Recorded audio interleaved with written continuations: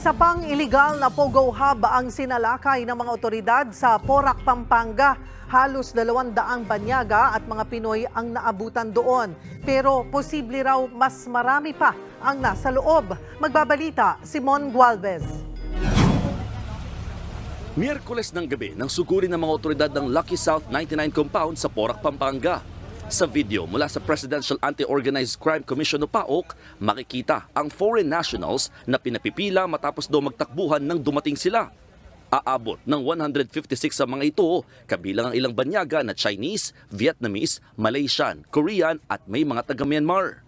Dinala sila sa Maynila para isailalim sa Immigration Investigation and Biometrics. May 29 ding mga Pilipino.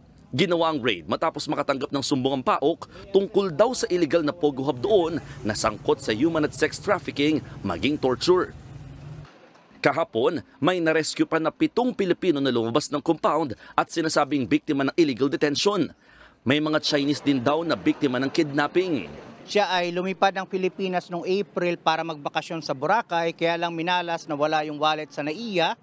Nung nawala yung kanyang wallet, may lumapit na Chinese national nagsabing tutulungan daw siya. Yung pala, yung pagtulong sa kanya, dadalhin siya rito. Since April, hindi na po siya nakalabas dito. Malawak ang lugar na aabot sa 10 ektarya at mayroong 46 na gusali.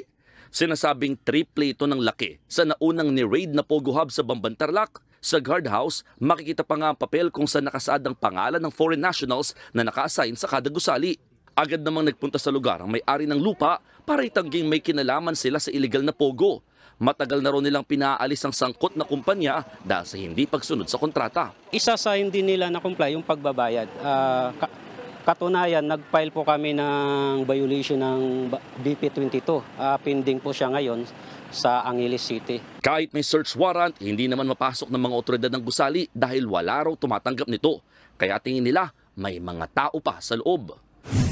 Naaresto naman dahil sa illegal na pagtatrabaho sa loob ng multinational village sa Parañaque ang nasa 37 Chinese nationals.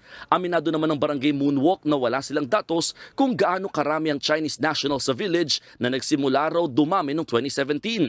Dinala na mga Chinese sa jail facility ng Bureau of Immigration sa Taguig.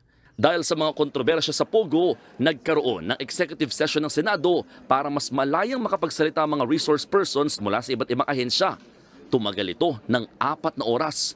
Pagkatapos niyan, mas lalo raw na naniwala si Senator Risa Ontiveros na panahon na para irekomenda ng National Security Council o NSC kay Pangulong Bongbong Marcos ang tuluyang pagpapaalis sa mga Pogo. Bantaro kasi ang mga ito sa seguridad ng bansa. Kumakalat pa sa social media ang umano'y kaugnayan sa Chinese Communist Party o CCP ni Angelito Go na ama ni suspended Bamban Mayor Alice Go. Walang reassurance na hindi ito banta sa ating mga komunidad o hindi ito banta sa ating pambansang seguridad. At ilang taon na itong problema ang mga Pogos mula pa ng panahon ni Duterte. Ako, Simon Gualvez, para sa 1PH.